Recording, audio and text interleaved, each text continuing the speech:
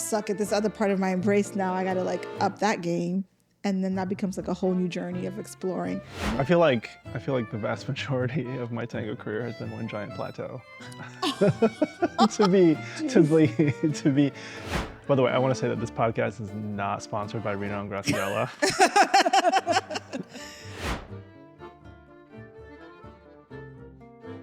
Welcome back. Yeah, happy to be back here. John, Melody. Amanda. Thank you.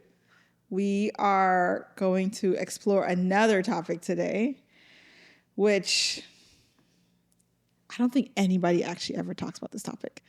I think this might be my first time engaging in real conversation on this topic, but it's so important. Like truly diving into it. I think we just like highlight it and move on, but it's the idea of plateauing or rather actually the idea of your tango growth and your tango journey. And what does that look like? Is it a straight shot to your top, to the continuing top? Because as you said, there's no top. Or do you arrive? Is there a peak and a plateau and a peak and a plateau? Is it like a peak and just like a plateau for a very long time? Does it go back down? Does it go back up? And I guess the question is, for when you are in those plateau moments, how do you find yourself? How do you get out of it? Right? Yeah. How do you even the journey? Recognize? Oof. No, of course not. Plateau. Everybody knows when they're in the plateau, Melody. Come on. Or do you even want to get out of Nobody's it? misconceived. Yeah. Do you want to get out of it? These are some good questions. Okay, where do we start? Can we maybe start with our own experiences? Have we felt like we've experienced this before? I've definitely felt many moments. For sure. Yeah.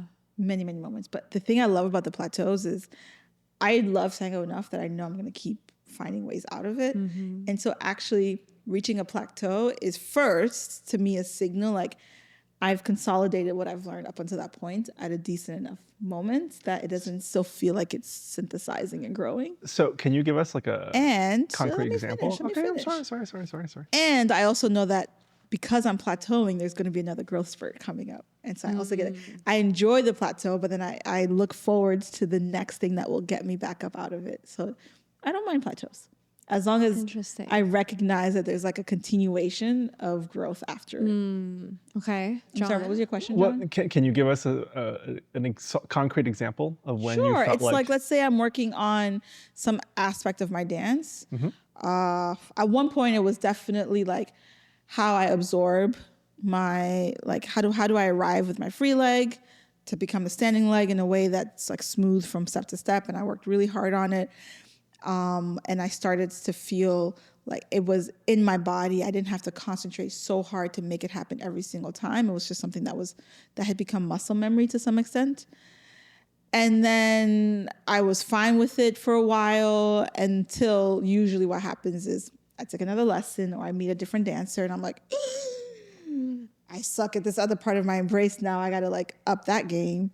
And then that becomes like a whole new journey of exploring how do I give this more like wholesome embrace for my partner without losing myself in it and it's balanced.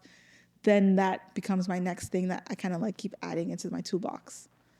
And then of course I think that's speaking just from a technique perspective, but there's also just moments in life, right?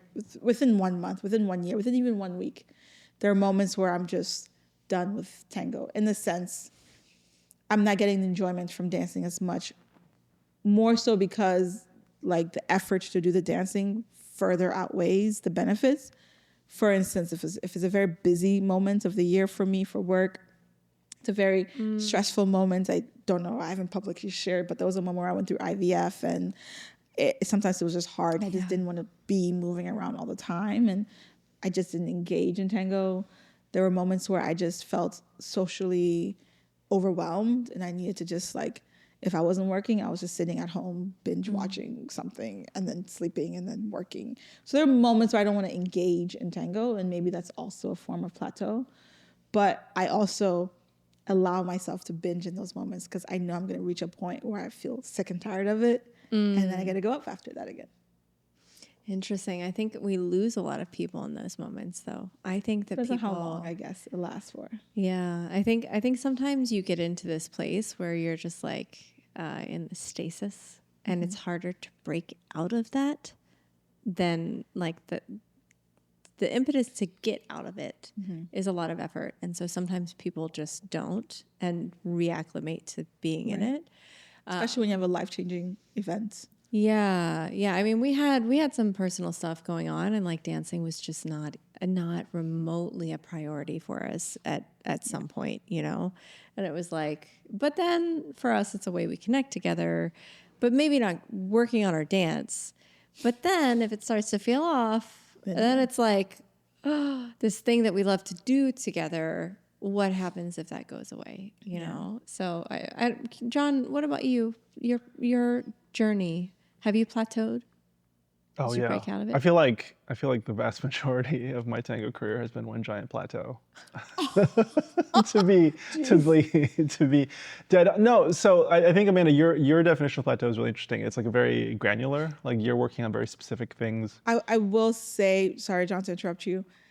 Dancing is not a hobby for me. It's like a passion that I would be doing if I wasn't working. I was a dancer before I entered the engineering world or the consulting world, and I will always be a dancer. So I think my perspective too is a little bit different because it's not like this side thing. It's like a part of me that I have to do, or else I don't exist.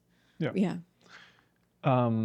Yeah, but, I mean, so my experience is that, right, I think I started tango, I learned relatively quickly. It was very exciting, it was very different, very new, met a lot of people.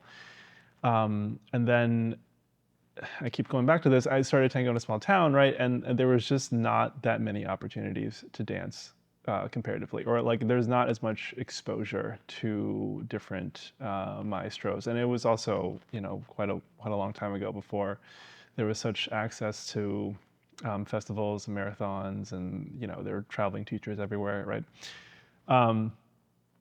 And so I felt like I always say this, right?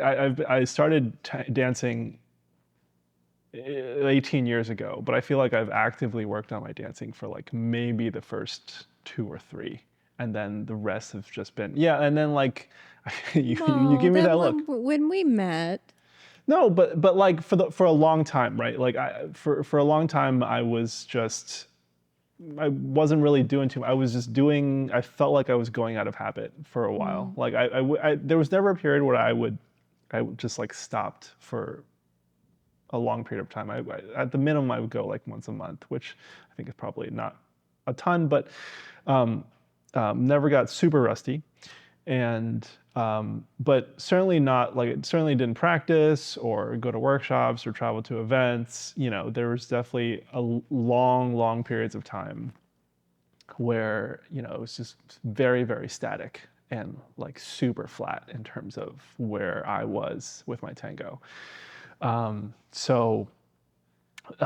that. And it's only recently, I think, especially with having opened up the space and having our own milonga and having our own tango school, which has forced me to kind of reevaluate what I want tango to be and what that means to me, now that I'm not just some Joe Schmo going to a milonga, that I'm organizing, right, and teaching classes. And I'm not saying that you need to become a teacher or organizer in order to break past the plateau. I wouldn't recommend it, but I think that was the motivation for me to kind of reevaluate what I wanted out of this thing that I've been doing for such a long time. Wow, that was surprising to hear. Really? Yeah. I mean, because. Okay. But I will say I do enjoy, because recently I know when we had Reno and Graciela, and I think you mentioned you felt rejuvenated again and inspired to like get back into learning. I just figured that was just like your latest rise and peak or something, but it feels like this has been like a decade plus long pause, is what you're saying? For sure. Or it's not so? No. So I thought about this, right? Like, so when Reno and Graciela was here, we took 2 privates with them, right? We took like 5. But we took. You and you took 2 privates. I took 1 private, and then Melody and I took a private together. And then Amanda and I took a bunch of privates. Right. So I'm reasonably certain that for me, those were privates number 4 and 5 that I've ever taken ever. John. What? Okay. Are you learning a lot about me right now? Huh? Are you learning a lot about me right now? Yeah. No, it's I should keep that. Please continue. Right. So, But no. also impressive too that like you've gotten to the stage with very like little training. Yeah, formal training. Yeah, for sure. Formal training. No, because again, like I started literally. It was like the first 9 years of my Tango career. It was like a small town, right? And we didn't have visiting teachers often. Like maybe once a year. Yeah. And stuff was happening in my life. I didn't really travel, and like it was only the fact that I met Melody when I did was like serendipity. Like it was kind of wild that that did happen. So, but as far as plateaus go, like it's not even just like relatable to me. Like it's like, oh, that's just, if you opened up the dictionary of Tango Plateau, you would see my picture. I feel like that would be appropriate. But I'm sure many people probably feel this way as well, to some extent, especially when you have limited access to Tango. Yeah. Wow. Okay. So it sounds like we all had different types of plateaus, and mine maybe is a bit more technical. Yeah. Yours was more social, and yours, John, was just more geological. geological. Wait, did I talk about a plateau? I think you mentioned having like when things got busier with family. Oh, well, okay, but I wouldn't talk, not social. I think I've always had a desire to learn more. So it was just circumstance. It was just, and I do think, and I know that I mentioned Dunning-Kruger quite often, but I think Dunning-Kruger plays a big role. It was like, I started and I was like, oh, look how good I am. And then I was like, not so good.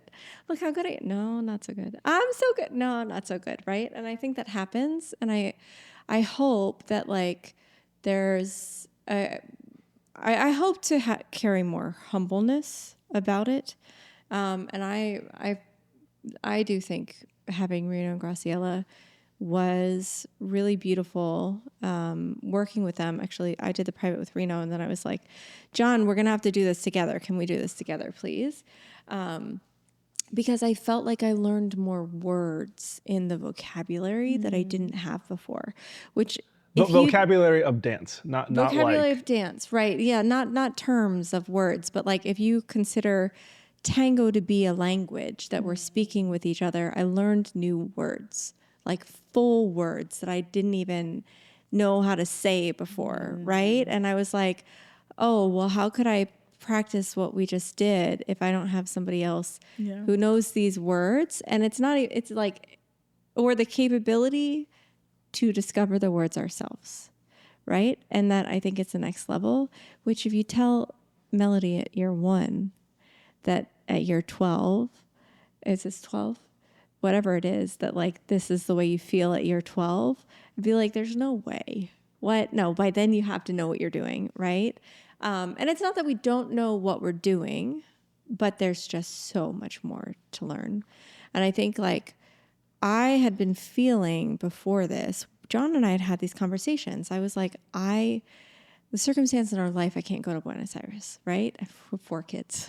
So, and 2 are in college, yes, but all 4 are still at home. I still have like 2 that are in elementary, or 1 in elementary and 1 in high school. And like, I just desire so strongly to go to a place that I can study intensively. And I was telling John, I was like, oh, well, when the kids are older, I want to go for an extended period of time and study intensively. And he was like, I don't know if I want to do that. But now he might. Now that he's being... No, we had that conversation. I was like, it was basically the week before Reno and Graciela came. Yes. We had How do you that feel conversation. Now? And then like the day after they left, I was like, I would answer that question differently now. Yes. Yeah. But I think that was like recognizing a plateau, and like feeling like if I just had that if I just had that at my disposal, that I could push through it.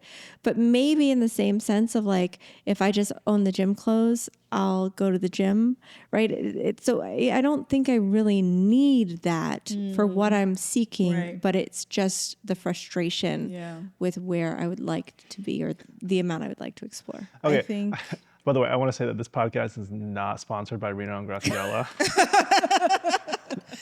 But they have played a very influential role for us just But very recently. they were They're just top of mind. very inspiring, and to Very. feel that inspiration after so long is And really for me, a it was pleasure. just like understanding better the words that I knew. Like I didn't even realize I was using them in the wrong meaning, or that they had a deeper, more profound meaning, or more simple meaning. And that was like, that's why I felt so dumb every moment. I'm like, I know this word. How this whole time I didn't really understand what it meant until now. But it's amazing when you meet teachers that don't just teach but inspire. You know? Yes. And I think actually, even though we may not be able to go to Buenos Aires, but we are really in a position to bring those teachers to us. Yes. Yeah. For And we're working on that. for a time, Yes. not just for a weekend. So to hopefully inspire. But I think that like this experience, and like, you know, if you're organizing, you get to choose what topics are in the class, right? And so if you're feeling frustrated as an organizer, I guess the benefit is like, oh, well, we can not only choose the topics for the class, for the way that we would like the community to be able to grow, and hopefully that resonates with them. sees it the same way, though. Well, that's fair. But also then we have the opportunity to then in those privates, or like, you know, to really dive into it and bring our knowledge then into the community as well, which is really cool. As teachers especially. Yes. Okay, so I think we've also covered how is that we enter these plateaus, right? It's not always an intentional stagnation of behavior, but that could be the result because of life's circumstances. Oh, but there also is one too, thing we didn't talk about there, how you get into that plateau. I think sometimes you get to the level where you're like, I'm comfortable. Sometimes.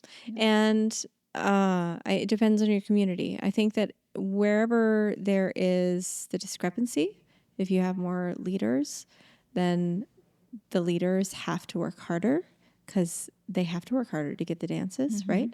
If you have more followers, the followers have to work harder. So depending on your community, like this is why they say Mam Francisco, because there was such an overabundance of male leaders that they had to work harder to get dances with the follows. I think same in Turkey as well. But in places like I hear Russia, there's like so many more followers than leaders. So the followers are really, really, really good, because they have to keep working at it in order to get the dances, right? And here we do have more followers than leaders, but it's not an extreme imbalance, I don't think. No, but it's enough that our followers are looking to leading. Yes. Because of sometimes because of that reason. And leaders can rest on their laurels a bit, because they don't have to keep growing. So then it's only if there's a culture of learning. Yes. Ooh, how do we build a culture? How do we not just build, but sustain, encourage, create a culture of learning? Like really studious learning, where people are asking questions and they're practicing, they're finding time to practice in their off times, and they're truly curious about what's going on and what other people are doing, and not just showing up to the milonga to have fun and then to go home. I think you have to lead by example. One, like if you're actively working on your tango and you're doing something and people see it, and this is with the caveat that like I don't like people watching, but also if like John has discovered something and it's something unique and people see it, it can inspire them to then want to try to continue growing their own tango, right? I think actually in our community, Phil is really good with this. He's always exploring, and I love seeing him think about the dance and the way that he's putting together the structure, making a space that, like making a practica that is a practica, not a milonga, that is like meant to be working on tango. And I think part of that is also playing the music in a fashion that will encourage practicing and less dancing, which we're not used to either. Not always. Yeah. People get confused when they're like, I recently DJ'd at Pablo's Practica, and people are like, You played 5 milongas. It made my heart so happy. yeah, I play like 6 tango. I play like 2 tango sets, but together. I didn't really do extra. I just played the 2 tango sets together, and then I also play like 5 valses and 5 milongas, because it's like you're practicing. You don't just finish practicing in 3 songs. Like maybe you want to switch partners. Maybe you want to try a different variation of a valse or a different variation of a milonga. But yeah, or even not play. I actually think we shouldn't play music that people really enjoy at practicas. Because then you fall into wanting to dance it. And I think, just Amanda, with my limited experience at DJing at practicas, I think practica music should be background music. And it should be like varied enough and known enough that people can practice to it, but I don't think it should be like jamming music, because how are you So gonna not practice? top 40s. Not, I mean, there's Not all the bangers. Oh, you mean top 40 music? I think you meant like from the 40s. No. Not too many of the bangers. If you're gonna play bangers, maybe put the volume down a little bit to encourage talking too. Yeah. When the music is for friends, there's no way that you're gonna practice. But if you do that, you'll throw people off, because they're kind of expecting to dance. Yeah. And then having guidance available in the practica. Like you can do things yourself, but having, let's say, whether it's volunteers or other people in the space, that like a TA session, but like multiple TAs in the room, and then you can have a third person to engage with in a dialogue to, oh, what about this? And do you find this? Or even finding another couple and asking them questions, right? It doesn't have to be like a teacher, TA in the space. But I think that's the only way to have a real practice environment. Now it's making me think about how we set up our practica. Well, I think the other thing that helps, and I don't know, I might get skewered for this, but I think competitions. Ooh, I say more. think competitions force people to. Okay, we're good. I think competitions force people to work intentionally. Very. Within a timeline too, so you can't just like, I'll work on this sometime in the future. Yeah, exactly. I agree. And they can inspire, right? Like watching the Mundial, like the winning couple, like, we went to Pablo's and I was like, Well, name them, babe. yeah, Aldana and Diego. Oh. So when we went to Pablo's, I was like, this moment, I want that dynamic. And we worked on this at Pablo's because I was just so inspired because the quality of their movement was so beautiful, right? So even just watching the competitions or crafting a competition, whatever it is, like, I think competitions can help communities grow. Yes, it can help people really. And then too, they crave the lessons when certain instructors come into town, because they know they need additional like help, right? It's not enough to just practice with you and your partner. You need a third party to help sometimes. I think also teaching, like the teaching styles, right? Like, I hate to say it, but when Reno Castilla were here, right, in all of their classes, they would teach the sequence and then show you some varieties. And then they say, okay, now you go define some more options for yourself. And so this like teaching students how to fish for themselves now forces you to think more than just to do and replicate. Yep. And then when you start thinking, you start asking questions. You start getting excited and you start discovering, and then you want to do that more. It's like a self-fulfilling prophecy. Yes. So I think having more teaching styles that highly encourage without over teaching leaves enough challenge for students to have to think for themselves, both the leaders and the followers. Yes. Yeah. So I know we keep talking about Reno and Graciela on this episode, but she did say that it was the teacher's job to inspire the students, right? And so it kind of goes along with what you said, Melody, about leading by example, right? So if we can do things that are inspiring in some way, then I think it would definitely help. And it's funny you mentioned Phil. Last time we were at the Practica, and he was dancing with a follow, and I think what happened was she had asked him, who do I like if I have a question about something I'm working on? Like, who do I ask, for help on the step? And then he basically was like parked right in front of us, and then he's like, just ask these guys. Like any of them, they're great dancers. They're happy to help, and yeah, absolutely. I if people have questions, I would love to be able to like, try to put my brain power in there and help solve the problem. I can't guarantee I know the answer, but I will, couldn't hurt to get another pair of eyes on it. Yes. That gives me a brilliant idea, which we'll probably never do, but it's a really interesting idea, I think. Imagine we rotate and we identify 3 to 5 dancers in the community that we know do something very well, right? Like this is the thing that they're very good at. And we say, hey, we're having a practica. We're going to have these 3 to 5 people, and this is like the types of things that they do really well. So if you want to work on those things, come, and they can share their ideas with you. And then it also forces those 3 to 5 people to be like, oh, can I communicate what I actually do? Like, can I actually share that with someone else and not just do it myself? Yeah. So you're forcing people to like have to evaluate and understand what they're doing, but then you're creating an opportunity for other people to learn from them. And then you're like highlighting people across.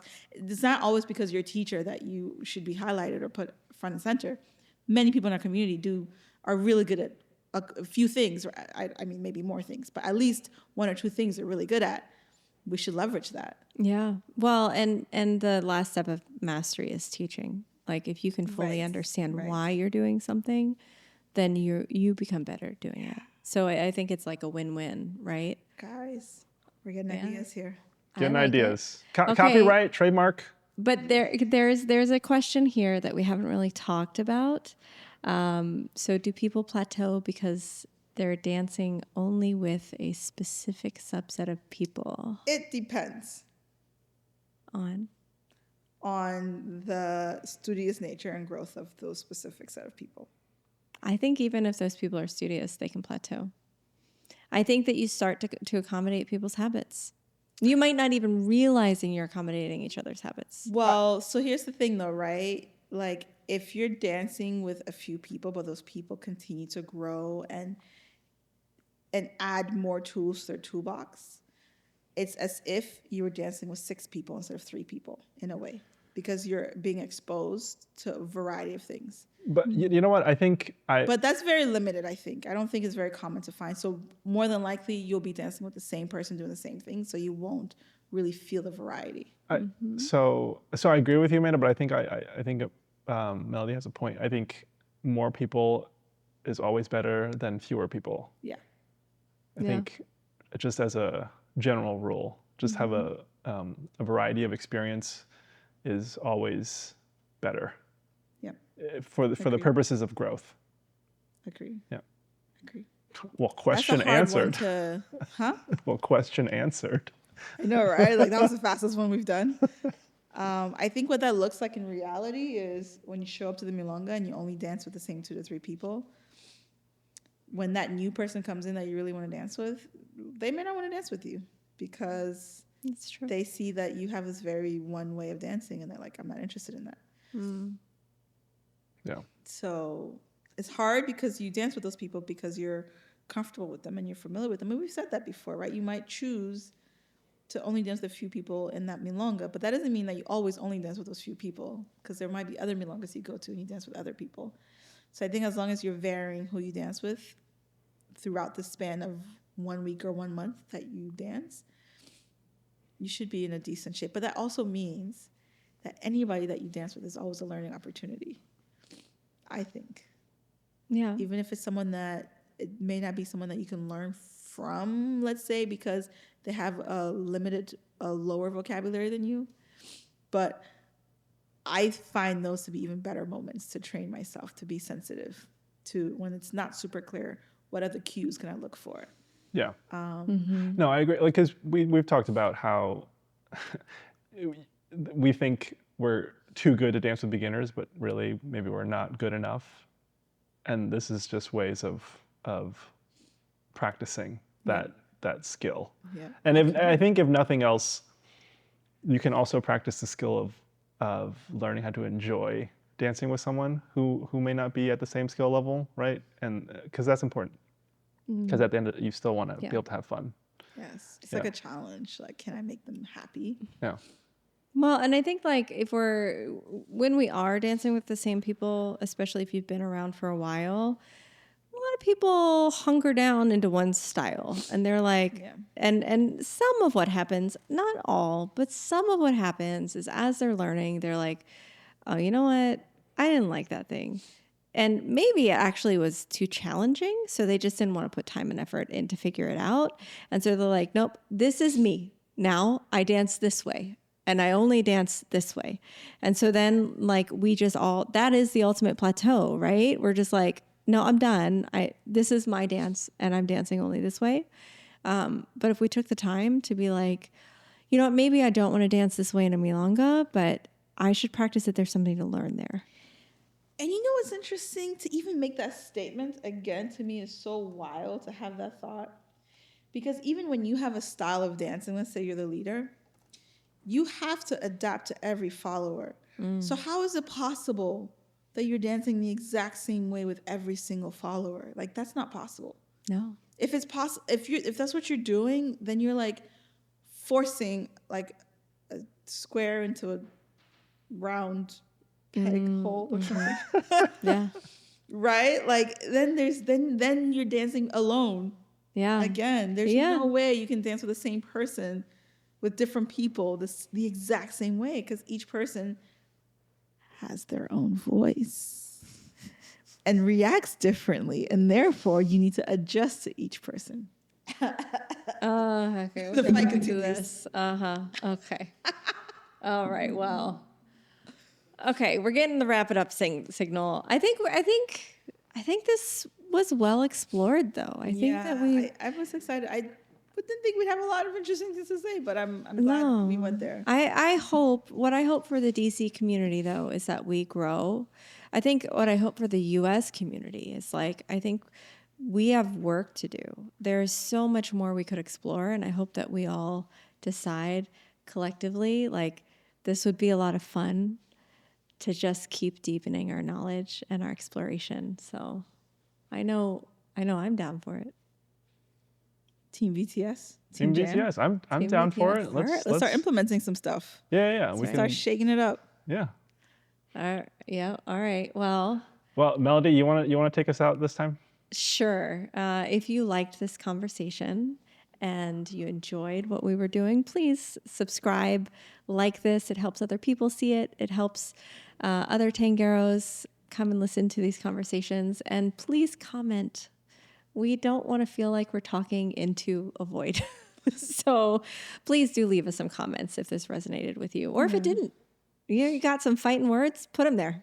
And even better, if you're in the area, come out. Oh, yeah. No, I mean, come out. Come dance. Come practice. Yes. Yeah, absolutely. According to this topic that we're talking about, clearly you see we're passionate about it and we want to keep improving this. So if you feel like you've plateaued, come. We'll talk about it and figure out how to help you along your journey. Or just come say hi. Or just come say hi. Yeah. Or you can continue following the activities that we do, because we do put a lot of thought and effort into the teachers that we bring to make sure they're inspiring. Yes. And that they're teaching the things that will help us continue growing. You know, hang with us. We'll get you there. Yep. All right. We'll see you in the next one. Ciao. Bye. Bye. Thanks for tuning in to Staying Grounded.